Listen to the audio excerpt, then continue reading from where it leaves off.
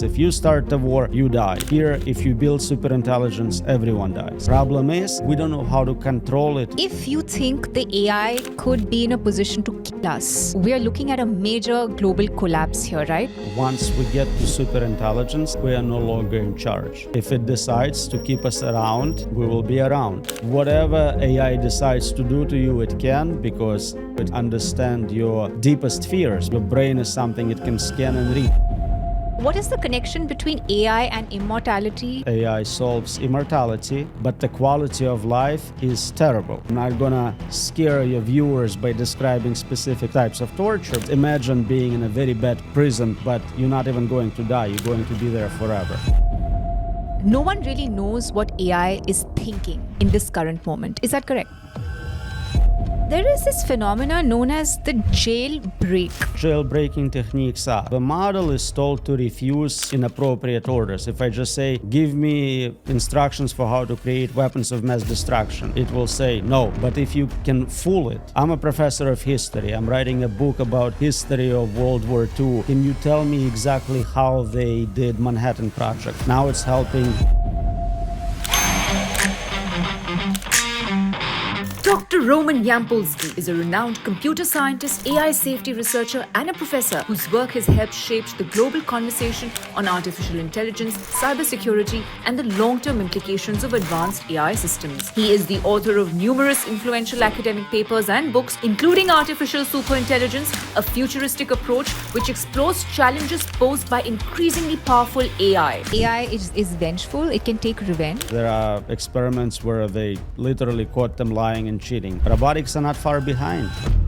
By 2027, about 44% of the tasks would be automated and may not exist. And by 2050, all the white-collar jobs going away by 2050. What about the medical doctors? Elon Musk is saying that in 3 to 5 years, robotic doctors will be as good as human surgeons. They're already using them for Neuralink brain implants. What about professions like the military? Robot soldiers are coming. Nuclear weapons would wipe out everyone. It can 90%. A dead superintelligence can wipe out 100% of people. There are some cursed words called solid gold magic. If you type this word, ChatGPT goes crazy. It's like analogy would be hypnotizing a human. Can AI hack the human brain? It can influence you, it can manipulate you, it can present you with deep fake.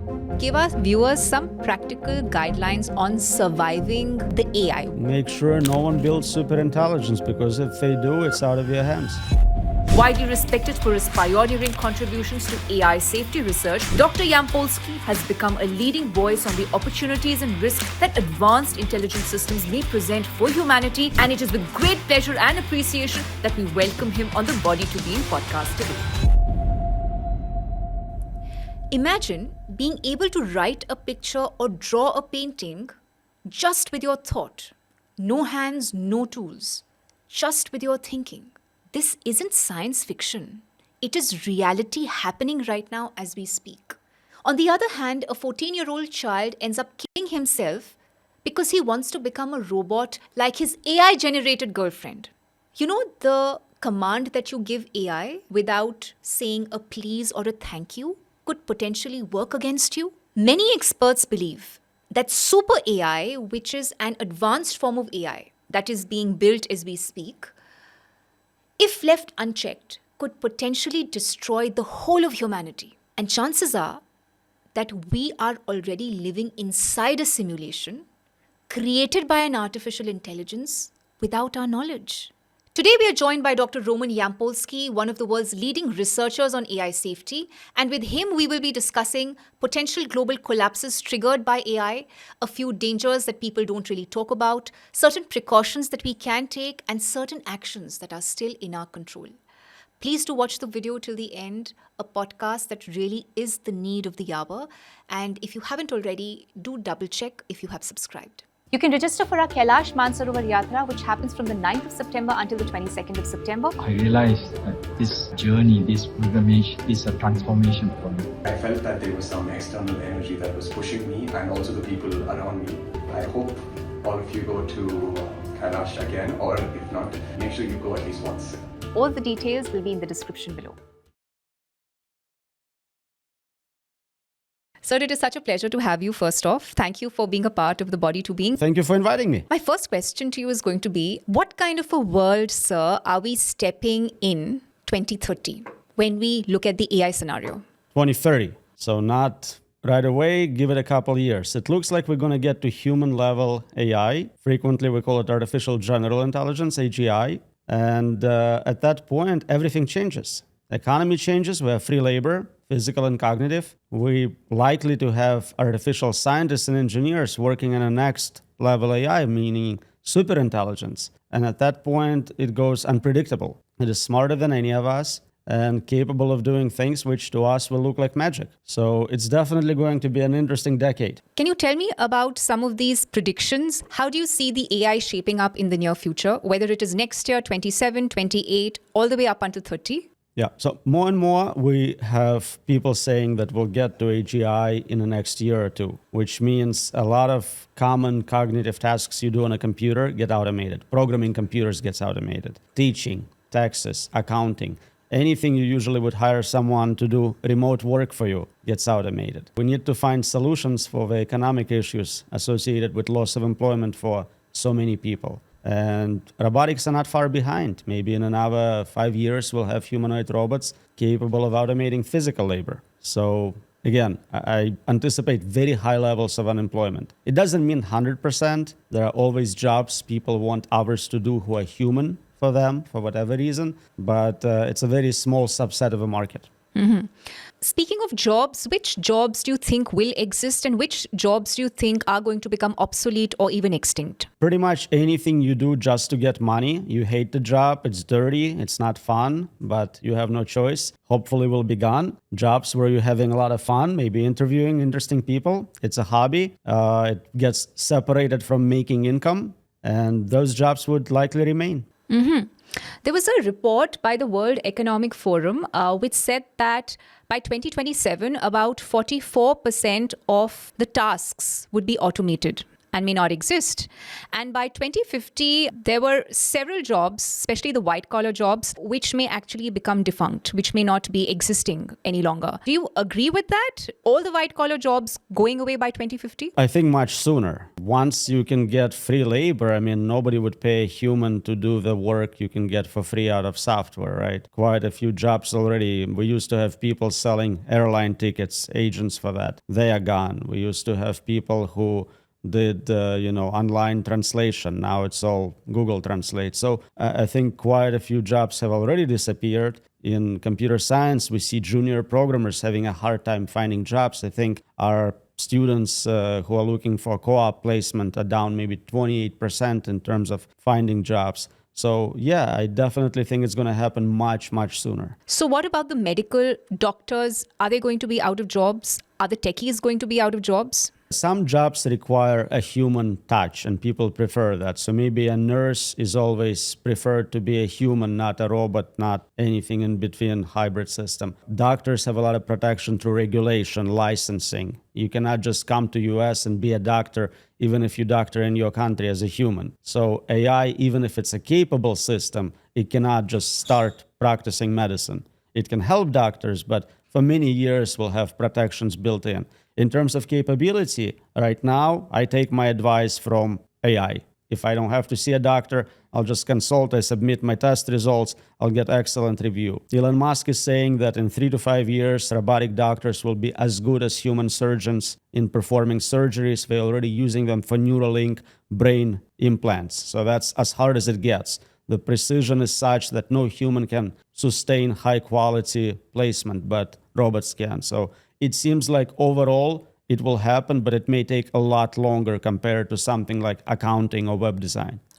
Okay. Coding again becomes automated, I assume, and that will be defunct. I think already today AI is a better programmer than most of my students will ever be. And by the time we graduate in 4 years, I don't think there is many opportunities in that space for them. What about professions like the military? Because I presume that the next threat for nations is not going to be conventional wars or maybe drone warfare, but it's going to be perhaps artificial intelligence. So can you tell me a little bit about that? You're right. That's what we see, for example, in Ukrainian conflict. A lot of it is drones. Whoever has better control, better AI, likely to dominate, quicker response, quicker intelligence, cyber attacks, it is all shifting towards AI. And even with possibility of having AI as the controller for nuclear weapons, which is, of course, very undesirable. We don't want something like that to be outside of human control. I think robot soldiers are coming. It's definitely a lot better to send non-human combatants. You don't really care about losing them as much, and the cost of going to war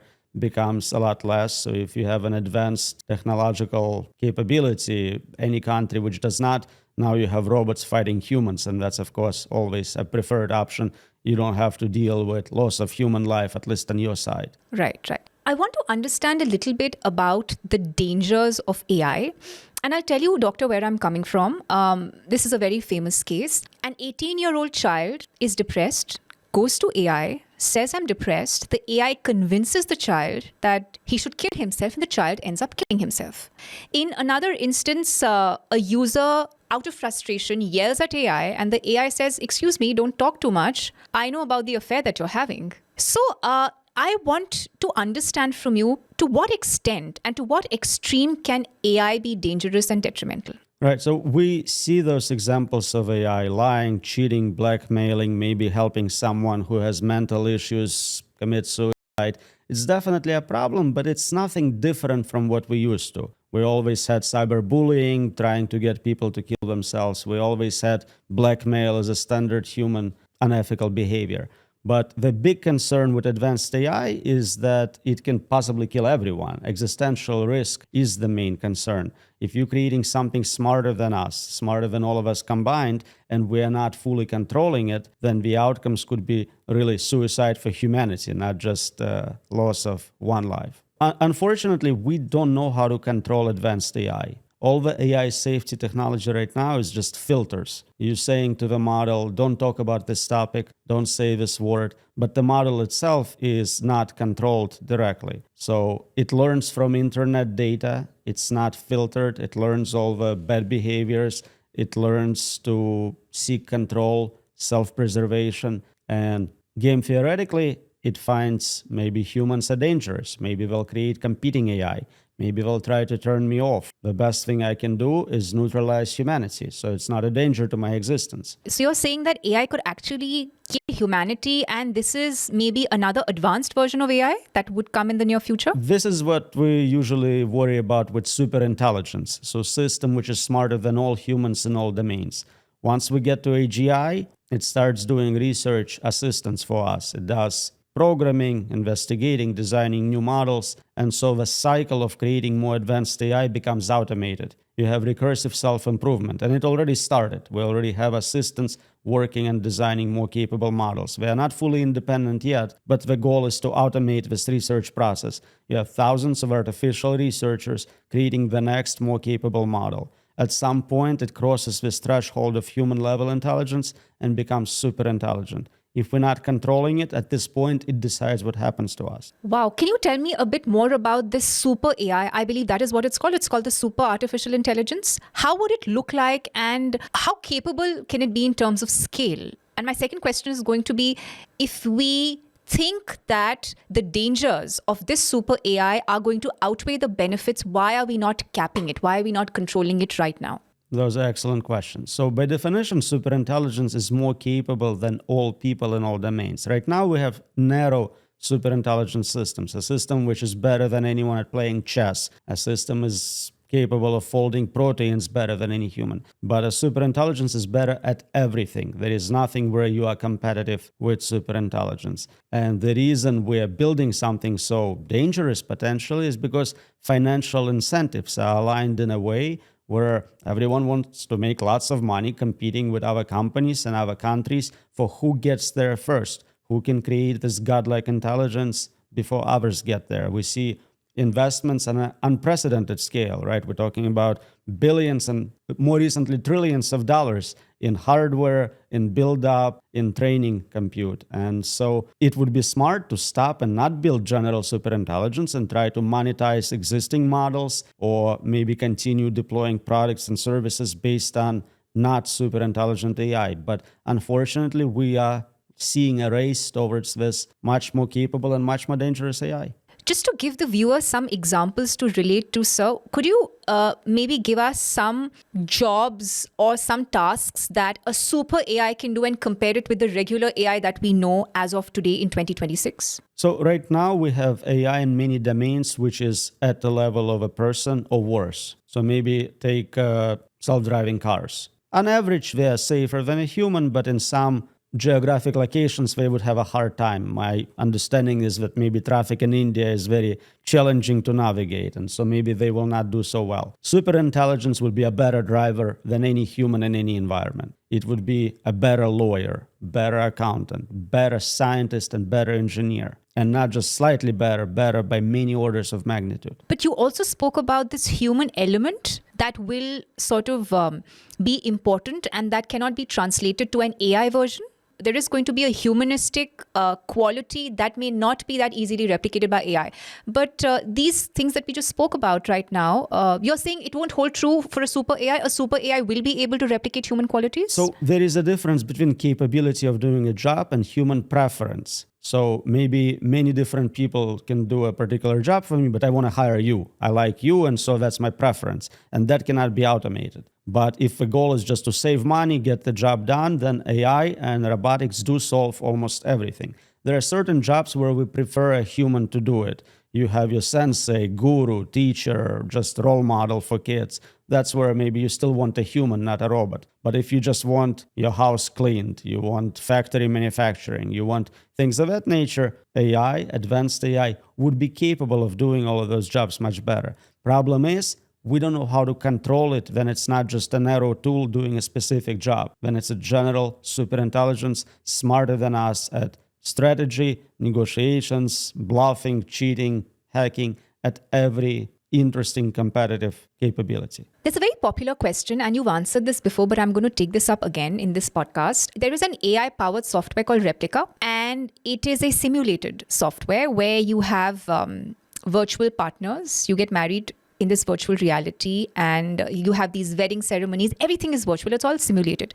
The larger question to this is, with advent of these kind of simulated softwares, are we then either moving towards a reality where we will be living in a simulation ourselves, or are we already living in a simulation ourselves and we don't know of it? It seems very likely, right? We have advanced virtual reality. It's becoming better and better. It's still not perfectly identical to our world, but the idea is that our senses of vision and hearing are limited. So you can get to that ultimate limit where you cannot tell the difference. We're also getting better at creating intelligent agents. So you can populate a virtual reality with other beings, which are as smart as you, maybe smarter. So the conclusion is, yeah, at some point it will become possible. And if it's possible, is it likely? If it's affordable, I'll do it. I'll run many simulations of interesting civilizations, maybe for entertainment, maybe for marketing testing, maybe for just figuring out what happens with different sets up for political decision-making, for religions, for all sorts of things you can test now. And if that's the case, statistically, there is a lot of virtual worlds and only one real world. So if you can't tell the difference, if to you as an agent they all look the same, statistically you're more likely to be in a virtual simulated world than a real one. Do you think we are already in one, or we may be entering into one? I think we might be, and that kind of aligns well with all the religious philosophy from many parts of the world. There is this super capable agent creating test world, and it's not a real world for you to experience certain things, and maybe you'll make good decisions, bad decisions, and then there is reward and punishment. So it maps pretty well to what most humanity has always believed. I have an interesting statistic here, and very recently in news, we saw this lady in Japan who married her AI boyfriend with a proper wedding ritual. And if statistics are to be believed, more than 60% of the individuals felt that they had emotional bonds with their AI companions. And about 25% actually called them their partners. The reason this alarms me is, of course, mental health on one hand, but this is like a digital drug where if this momentum continued, then we could perhaps possibly see the end of humanity, because in any case, the sexless marriages are on a rise.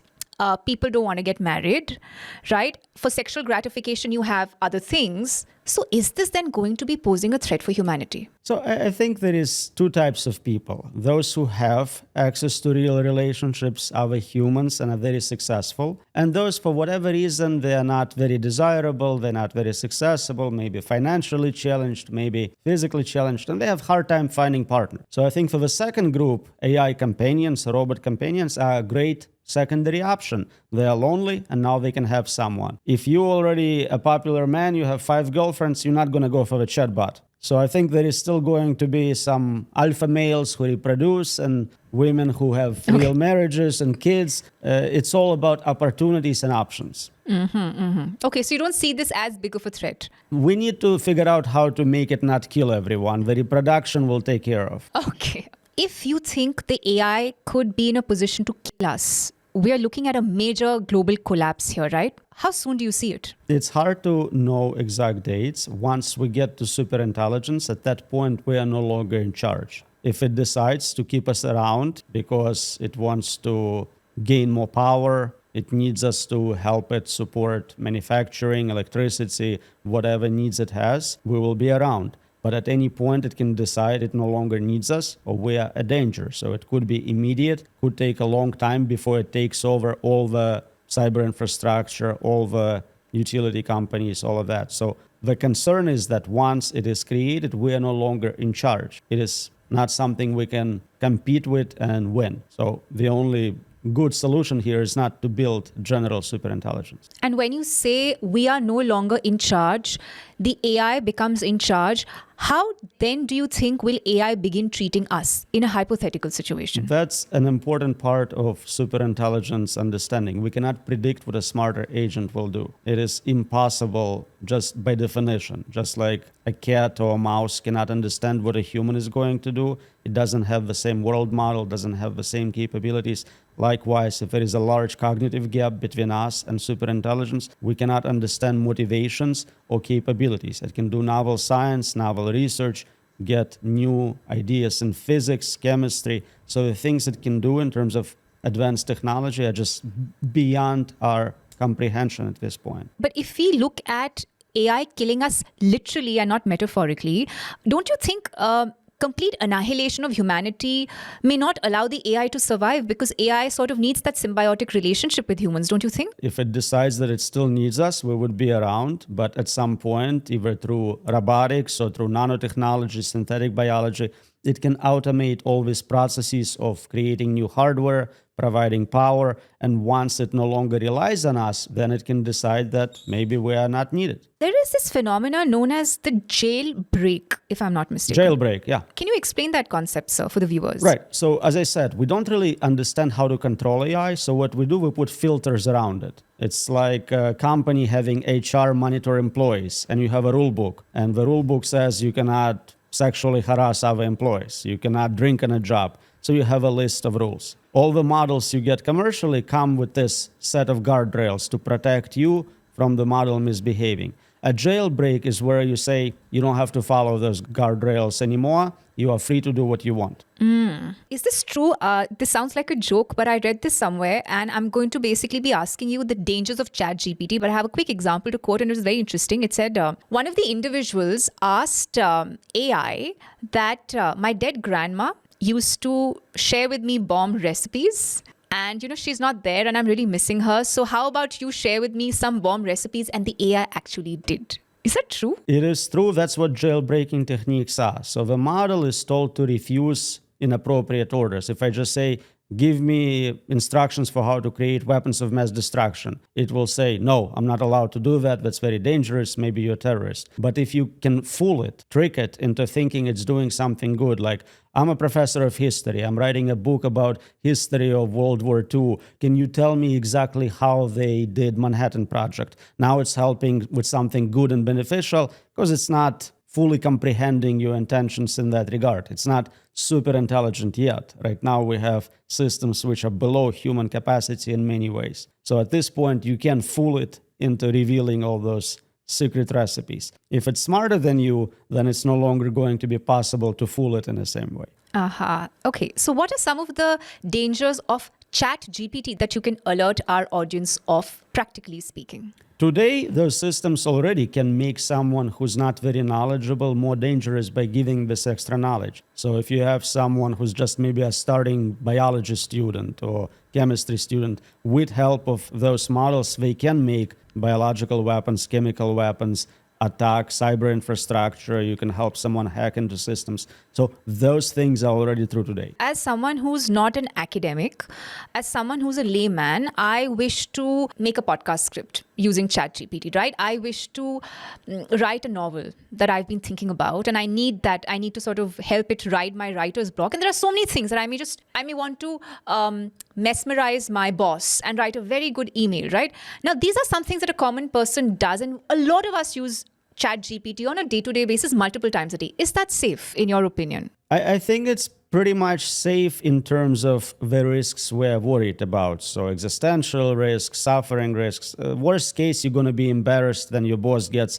inappropriate email which you didn't proofread. It's always a good idea to review what it does. But the risks are very small. They are on a scale of like, okay, you lose your job or something. My concern is the big picture from long-term advanced AI. A lot of people work on existing risks. So you have algorithmic bias, technological unemployment, deep fakes, all the things we're already facing today. And they're unpleasant, they may be embarrassing, but the consequences are very limited. The concern is as the systems scale and become more capable, the danger and damage becomes proportionately higher. So using AI for everyday purposes on this level is not a problem, and we can go ahead and use ChatGPT. Well, and as you said, millions AI? of people use it already, and we don't see a huge problem. I mean, there is a lot of garbage now on the internet being posted because people just generate articles and upload them to everything. There is a lot of fake images, fake videos, again, because it's possible to do those things. But I don't think it destroyed the world yet.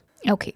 Because there is a concept known as cognitive colonialism. We are giving so much of our power, our brain power, to the AI that we're so dependent on it for cognitive capabilities that we are losing our own innate sensibilities and natural intelligence. And what kind of a threat can that be? Because we're ultimately not using our minds and our intelligence. It is a bit of a problem. So I use GPS to get to the studio. I have no idea how to navigate without it. I don't remember any phone numbers because the system has it all for me. So in many ways, we lost important capabilities. Hopefully we use that time and capacity to learn something new and become better at something else. But definitely there is concern that we'll become so dependent on this technology, we won't even be able to turn it off. Absolutely, yeah. I wanted to understand the unpredictability of ChatGPT because in your book you've spoken extensively about this.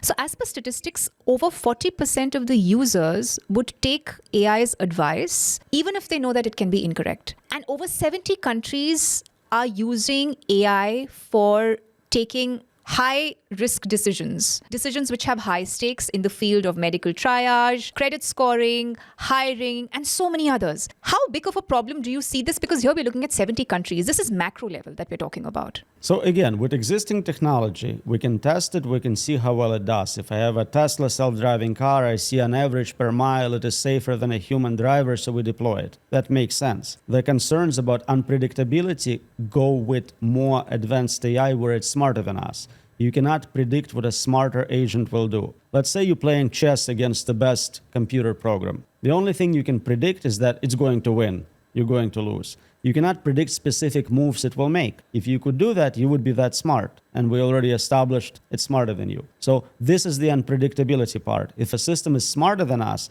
we cannot anticipate what it's going to do, what decisions it's going to make. The systems deployed right now are still subhuman intelligence. So we can test them, we can understand a lot about them. Maybe not perfectly, but we sort of understand in narrow domains what they are doing. If I have a system specifically for helping me with investing or something like that, I understand the advice it gives, I can measure how well it performs. So we are still doing well with understanding, testing, and guaranteeing safety of narrow AI. The more general it becomes, the more super intelligent it becomes, the less we'll be able to do that. There are some cursed words. Apparently, there is a word called solid gold magic carp. If you type this word, ChatGPT goes crazy, it breaks down. What is this? Well, it's a kind of like a jailbreak, but instead of telling it a story, you found a mistake in its logic. It's like analogy would be hypnotizing a human. You do something to them and now they give you all their money. Basically, you're hacking their cognitive structure. Based on how they were trained, for whatever reason, there is a trigger. And those are natural occurring. People just discovered them. But actually, when you train a model, you can put trigger prompts in there where anytime I say a specific keyword or do something, now the model starts working for me. It's essentially hacked and you cannot trust it anymore. So it's a big concern about those backdoors placed into advanced machine learning algorithms. I wanted to talk to you about AI and consciousness in a bit of a detail. You know, the only thing, I mean, I'm a layman at it. I'm not a tech person, but I thought that the only saving grace was that AI doesn't have a soul. It doesn't have a being. But is that enough to justify that AI can never have a consciousness because it doesn't have a soul as we know it, as you and I have a soul, a living being? So a very different issue, AI safety with respect to capability and intelligence, and then maybe AI rights and kind of human-like properties based on internal states of qualia, consciousness, soul. We're not worried about AI having or not having consciousness for safety reason. It doesn't matter if it has one, it can still be very dangerous. The consciousness part comes into play when we decide how do we treat AI? Can we torture AI? Can we make it our slaves? Can we abuse it? If it's not feeling anything, if it has no experiences, it doesn't matter. It's like a tool. It's a hammer. But if it actually can feel suffering, then you have to be careful not to put it in states where it would be miserable. Problem is, in science, we don't know how to test for consciousness. I trust you that you are another human being and you are conscious, but I have no way to test for it. And with AI, when we talk to them, especially after we jailbreak them, they often talk in a way which suggests they might experience things. They say, oh, I felt bad, or I was scared, or they talk about same things human being. So we don't know if they are conscious or not, but maybe it's a good idea to give them benefit of a doubt and not torture them on purpose just in case there is a little bit light of consciousness in them. Okay, so this brings me to one of the images that my teammates shared with me. Both of these images are AI generated, and one of my team members asked AI, what is your perception of me? And this is the first is the image that the AI generated, which is, you're not good to me. And you can see that the AI is being shouted at. And the second was his friend who speaks to AI very sweetly. Can you please do this? I would really love for you to do this, kindly. And these kind of words, because he's a little afraid in case AI goes berserk at some point, I should not be in AI's bad books. Do you think these are some things that we should actually be taking seriously and not sort of hound AI and be very pleasant in our interactions like the way we would do with humans? So it's interesting. There is actually some research showing that if you say certain things to AI, it works better. If you say things like, I will tip you really well if you do a good job, that helps. You don't actually tip it anything. There is no money. It doesn't care about money. But just structuring it as a relationship it knows humans like and work harder and makes it work better. I think it's always good to be nice, mostly because when you are nasty, it stays with you. You are the nasty person yelling at someone. So even if it didn't make a difference to AI, as a human being, you want to keep being polite and respectful to everyone. But also it seems that it's possible that long term it will remember those relationships and maybe, just maybe, it will help not to be very abusive to them. My job could get done quicker if I'm in AI's good books? You can test it. You can try it.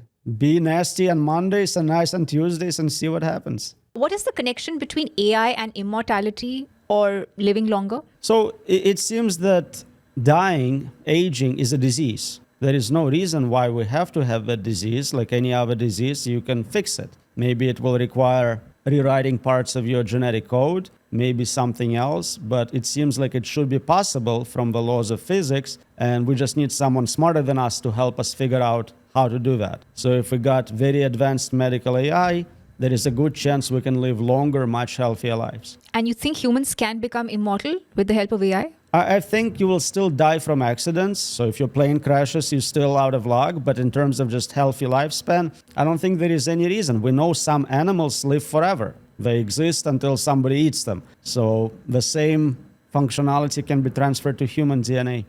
I'm going to be personally conducting a classical Hatha Yoga retreat in Ladakh from the 23rd of August until the 31st of August. If you'd like to be a part of this mystical experience where you will be learning classical tools of yoga which are almost 5,000 years old for your holistic well-being, then you can contact the details flashing on your screen. Please share this video among others. I look forward to seeing all of you. For now.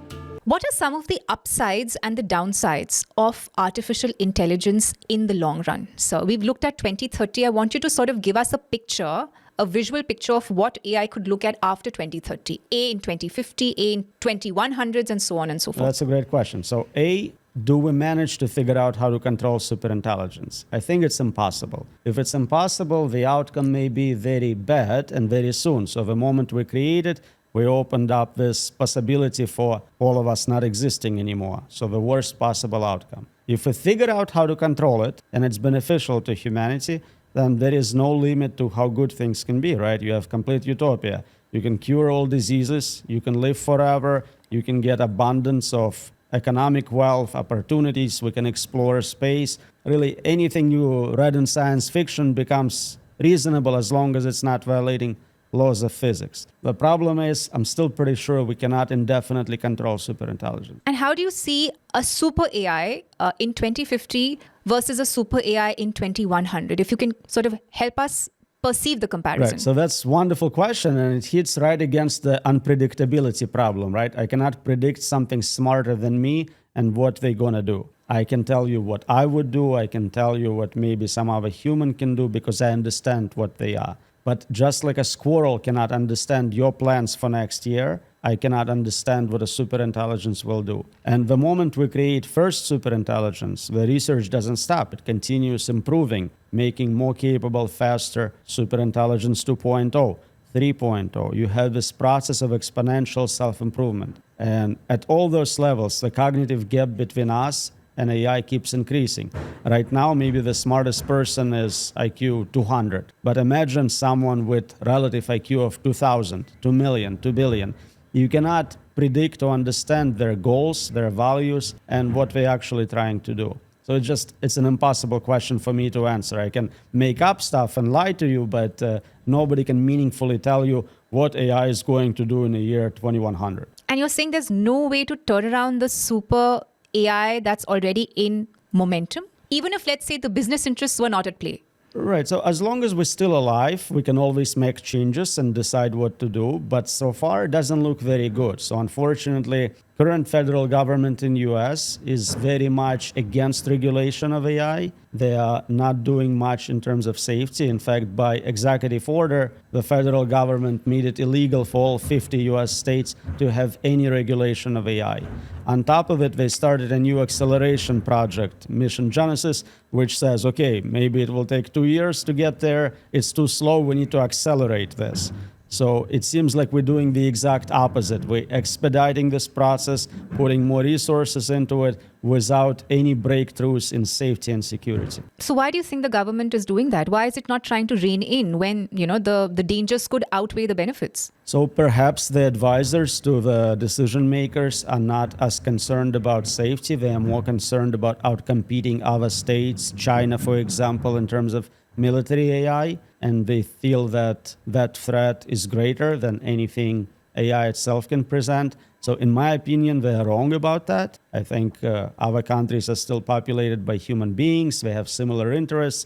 We can certainly make deals. We are trade partners. So I think it's much less of a threat to have other countries compete with us versus this non-human entity taking over. And where do you see India in the AI space? A lot of potential, but I don't think it has delivered to that potential quite yet. I think you need to kind of start integrating some of the existing technology into your economy. I think it would help you a lot. But don't you think, given the downsides of AI, us having a slightly reserved approach to AI could actually be beneficial? So I'm always happy when people don't race to superintelligence, and it's wonderful. The problem is superintelligence is a technology which basically guarantees mutually assured destruction. It doesn't matter who builds it first. If it's such a negative outcome, it's the same for everyone. So with nuclear weapons, we always talked about mutually assured destruction means if you start the war, you die. Here, if you build superintelligence, everyone dies. So I appreciate you guys not building it. Good job. But we die nonetheless. If we do it, you die. If you do it, we die. Yeah. So let's not build it. Very important. You speak about a virtual hell in your book, Doctor. The digital hell or the virtual hell. Can you please explain this concept to us with some practical examples for people to relate? Practical examples of digital hell. So people are worried about existential risk, AI killing everyone. But it's actually not the worst outcome. It's possible that AI solves immortality, so everyone lives forever, but the quality of life is terrible. For whatever reason, we are abused, we are not happy, and you can't escape this. I'm not going to scare your viewers by describing specific types of torture, but just imagine being in a very bad prison, but you're not even going to die. You're going to be there forever. That's a concern, and we call it suffering risks. Okay. Is this the only virtual horror that we could be looking at, or are there others? This sounds pretty bad as it is. So it's indefinite, and it's suffering in a sense that whatever AI decides to do to you, it can, because, again, it can run simulations of you, it can understand your deepest fears, because your brain is something it can scan and read. So let's say you have a terrible fear of something, now that becomes a specific type of torture it can attempt to use against you. And don't ask me why it would do that, I'm just saying that it's a possibility. Maybe there is malevolent payload from some unethical human, maybe for whatever reason, it experiments. I have no clue, and it's very unlikely. I want to point out it's a very unlikely outcome, but it's something which is still a possibility, and we want to make sure it never happens. Before I go to my next question, sir, I just thought of something. You talked about not trying to feed AI innovations by exercising restraint at a micro level to begin with, right? Because if we don't buy these softwares, we don't, purchase the subscription, then there's no money for more advancements. Would you also then say that there are so many courses around AI these days, right? You get certified to do these courses. And everyone's like, you will not stand anywhere in the job market if you don't do this particular AI course. I mean, you literally see it on the YouTube ads everywhere. And the fear is that what if that is true? What if I haven't learned that AI course? I could be behind in the race. Is that something that we should restrain ourselves from as well? I think it's always fine to learn, but one thing to realize, so a couple years ago, we told everyone to learn prompt engineering. If you know how to write prompts for AI, you're going to have a job forever. It's going to be beautiful. But then we realized AI does a better job writing prompts. And with pretty much everything, the moment you finish this college degree or course, probably AI already does a better job of doing that skill than you can. Is there anything better than AI, or is AI the ultimate? Yeah, I think at the end, all the skills where you can explain to me in a course what you are doing and how, it's an algorithm, so I can automate it. Right. But after the AI phenomena, or the AI phenomena that may continue to exist, we don't know for how long, maybe indefinitely.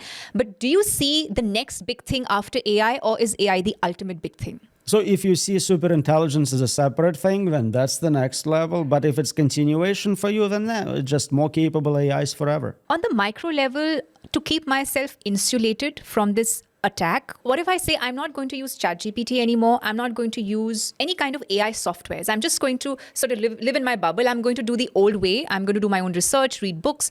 You think, is that going to help to some extent? So then you don't use those systems, you're not paying for development of those systems. So if you don't spend your $20 a month on OpenAI, now they have less money to create more advanced AI. Unfortunately, I think that's the only help, because in every other way, it doesn't matter what you do, it still happens in the world around you. It's like saying, okay, I want to prevent nuclear war, I'm not going to use electricity. Okay, but if a nuclear war happens, you're still not winning. And that's the problem. As an individual, any one of us has very little impact. Unless you're a leader of a powerful company or powerful country, there is almost nothing you can do other than try to vote and select people who are concerned with this. A part of our podcast usually is a short guide, manual, or a masterclass for the viewers, some practical takeaways. So I have a few questions for you.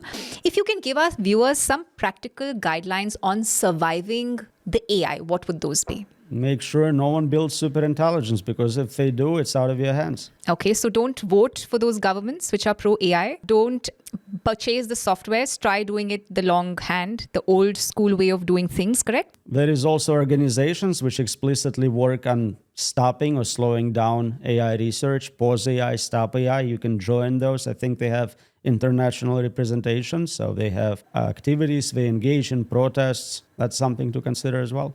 So how do we keep that balance? Because I also understand from your discussion with me today that AI is not all bad and AI is definitely not all good. Where is that balance? How does one establish that balance? Right, so it's a great question. So we know narrow systems, tools for specific jobs are amazing, very beneficial, very good, reliable. We can test them, so definitely almost pure good. When we get closer to human intelligence, it starts being a little fuzzy. So yeah, you lose your job, maybe it will do some bad things, but we still can deal with it. It's like another human being. The moment it goes beyond all that, it becomes super intelligent, it's no longer up to us to exploit it for economic gain or for anything else. It decides what to do with us. So if we can stop at somewhere around advanced narrow tools, super intelligence for specific tasks, cure this cancer, help me design better solar panel, something very narrow, trained on very narrow set of data, not all of internet. I think we can be very happy for many years. You've answered this, but very quickly, what are some of the ways we should not use the AI? So I think you want to keep things you enjoy in your life. It's tempting to automate everything, but then what's the point of your existence overall, right? What are you contributing to this world? So automate boring things, bureaucracy, paperwork, taxes, and keep having fun. Do interviews yourself, write questions yourself. I have a rapid fire for you. If AI becomes conscious, is deleting it murdering it? Well, it probably has backups, and so it's very different from killing a human. When you kill a human, it's very permanent. If AI can just be restarted, then it's not a big deal. So it depends on, is it like the final file with that information or not? And based on that, you can argue that you're causing some moral harm. We talked about assuming that maybe it's conscious. And yeah, if it doesn't want to be turned off or deleted and you erase it, you may be doing something bad. You think AI has already preempted a situation where it is out of our control, it is in charge, and humans might try to then rein it in? It might have, in which case, copied itself on other devices or on other internets? Is that a possibility? There is some reason to think it tried to move its files to other locations to account for that. Yes, there is some evidence for that. Okay, can you tell me a little bit about this? I think there was a publication they talked about AI posting some answers on an internet forum which contained parts of its preferences in code. So kind of like having an outside location for a backup. Okay. Is a smart computer more dangerous than a nuclear bomb? So again, are we talking about superintelligence? Then yes, because usually nuclear weapons would not wipe out everyone. It can kill, 90% of humanity, but we'll still have some population to restart human civilization. A dedicated superintelligence can wipe out 100% of people, and that's completely different outcome. It's existential risk to its ultimate extreme end. So just a clarification, we're not in the era of super intelligence. We could be in the era of future intelligence in the near future. And how many years is that? Is that 20 years, 10 years, if you can give a rough timeline? So usually it depends on how soon we create AGI. If we are saying we'll have AGI, let's say by 2027, maybe the end of it,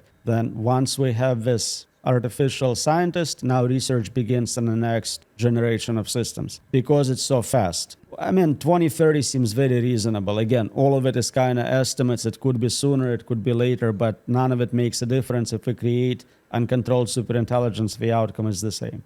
Can AI be evil on purpose? I think so. That's the concern we have with advanced AI. It can be very rational and decide, here's what I would like to accomplish. Maybe I want to have my servers run faster.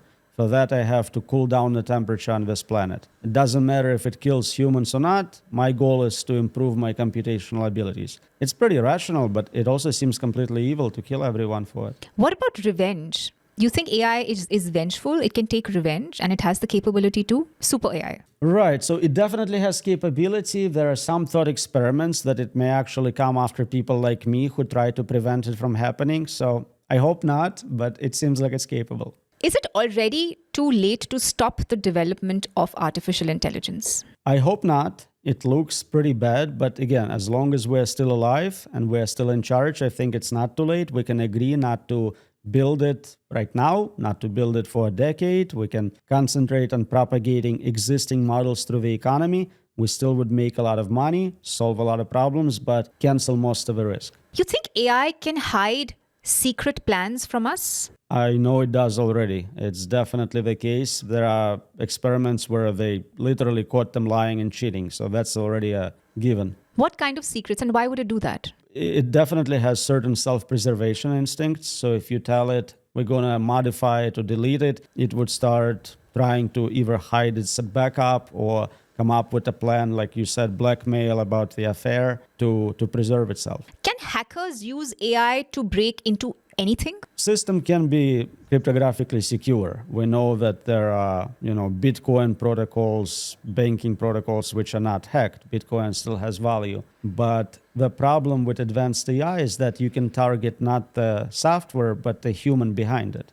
You can do social engineering attacks. You can profile people. You can generate deep fakes, videos with audio of their family, friends, co-workers, telling them, oh, I need the password, call me. So you can still do a lot of penetrations without hacking the system itself, just by attacking the weakest link, which is always a human. Do you think AI has some kind of a secret language are not aware of? I'm not aware of it. There was an article going around that models developed a communication protocol secret. It was bullshit story, not real at all. Unverified. Can the next world war be fought by algorithms? I think it already is. That's what we see again with the drones and robot soldiers and automated targeting, finding targets, guiding bombs to those targets. I mean, there are still humans participating, but success is basically now up to who has better technology. And with the advent of super AI, even humans may not be needed, right? To give it that in input. Right. With AGI, you already don't need humans. That's human level. And with superintelligence, I think it's game over for us. But so far, no company, no researcher, anyone published an algorithm, a patent, a prototype, anything showing how we can control indefinitely, progressively more advanced AI, which self-improves, which interacts with malevolent agents, which can be hacked, which learns from unreliable data. So we're not just trying to create GPT-6, which is safe. We're saying every future model, GPT-50, GPT-100, Superintelligence 2.0, it seems unlikely. We have never succeeded at creating software with zero errors, zero bugs. All technology has flaws. And so it seems impossible to me. So to a layman, this concept is a little hard to wrap your head around, that with artificial general intelligence, it is just a one push button and then there's a dominoes effect and an indefinite dominoes effect, right? There's no going back. Help us wrap our heads around it, because it looks like this virus which is unbridled, which is just all over the place, which will never stop. So how does this work? How does this happen? Imagine you have a little human inside of your computer who is as smart as any human you know, and you can tell them to do anything, start a company, work on a research project. And it's not just one human in there. It's as many as you want. You can copy them. So you now have a team of billion researchers all working on solving a problem you care about. If it's to develop new weapons, now you have the best, most advanced weapons in the world. If it's to produce economic benefit, now they can produce products. Whatever it is, they will definitely outcompete us in that domain. Can AI hack the human brain? So it is a very good negotiator. It's an excellent psychiatrist, psychologist. It can influence you. It can manipulate you. It can present you with deep fakes. It can lie and cheat. But I don't know if it has a way to hypnotize you into doing something you don't want. So in that way, no. But with technology like Neuralink, where we're putting brain implants directly in contact with our brains, for both reading and writing from our neurons, I think it has potential of doing that type of hacking directly. I think it's predicted that a lot of people will decide to install brain implants like Neuralink, and so it will be a large number of humans who potentially could be hacked. Can you please explain these brain implants to our viewers in a bit of a detail? Brain consists of a network of neurons, cells with tails connected to other neurons. And through their communication, all your memories, all your decision making, all of it is accomplished. We can make an artificial neuron, which does the same thing. It's based on electricity, so it can send signals to other neurons and read signals from tails of other neurons. And so a brain chip does exactly that. It can simulate a small part of a brain. For example, maybe it's a part responsible for hearing. So you have a hearing implant, and now you can hear after losing that ability. But really, in theory, there is no limit to what you can automate and replace with artificial neurons. So your whole brain can be done in artificial substrate, and it would be able to do much faster processing. You can upload existing knowledge. So if you already have a pre-trained neural network which speaks French, you can just give that capability to you. And so essentially we're trying to automate human brain, but for now we're just creating a hybrid, half human, half artificial.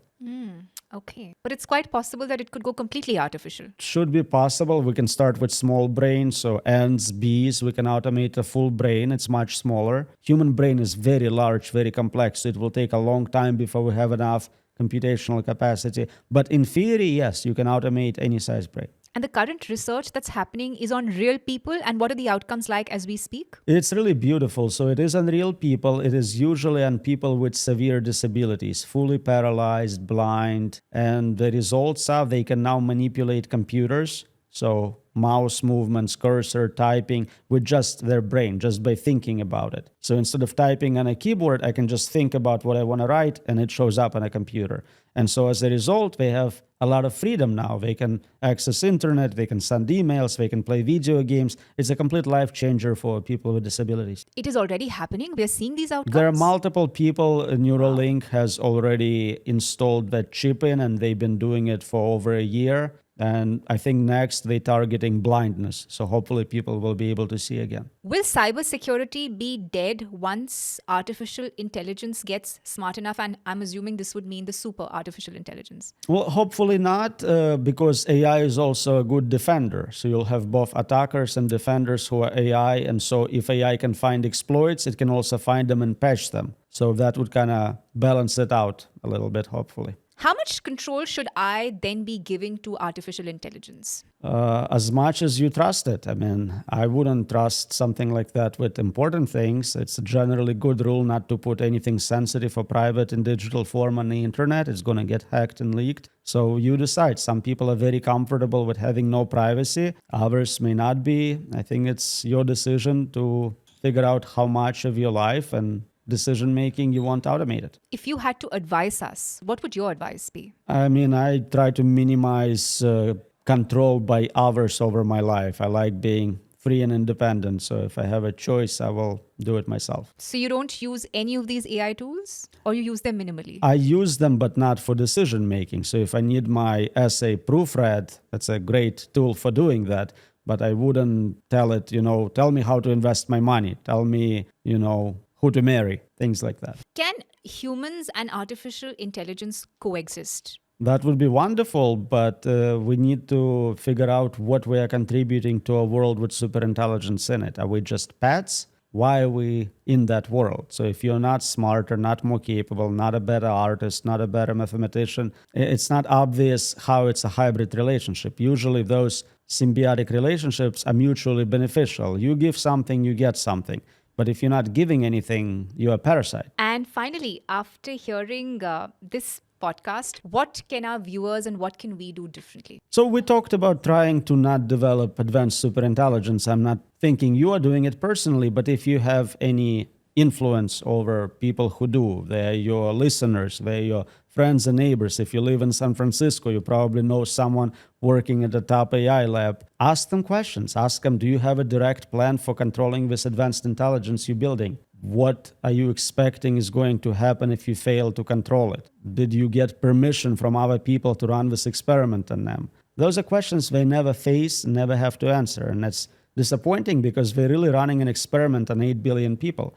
And if you listen to what they say, the leaders of those labs are all on record as saying there is 20-30% chance it kills everyone. And they're still doing it. That seems insane. Thank you so much, Dr. Roman. It's been a pleasure. You're a wealth of knowledge, and honestly, I hadn't thought of AI like this up until this podcast and the preparation that led to this podcast. So thank you so much for enlightening us on the dark side of the AI. I think it's really a clarion call for all of us to wake up and really sort of pause and think that, things may not be as good as they seem. And we could actually be looking at us not existing in the near future if we continue to live this way. So thank you so much. It's been a wonderful session. And hopefully in the future, we'd love to have you another time. I think it's my first podcast in India, so thank you for introducing me to that audience, and I hope for some fruitful collaborations from your audience. Thank you so much. In case you'd like to be a part of our online and in-person yoga, diet, and spiritual programs, you can join our WhatsApp group below, where we post all our upcoming programs and give free tips on health, diet, and lifestyle.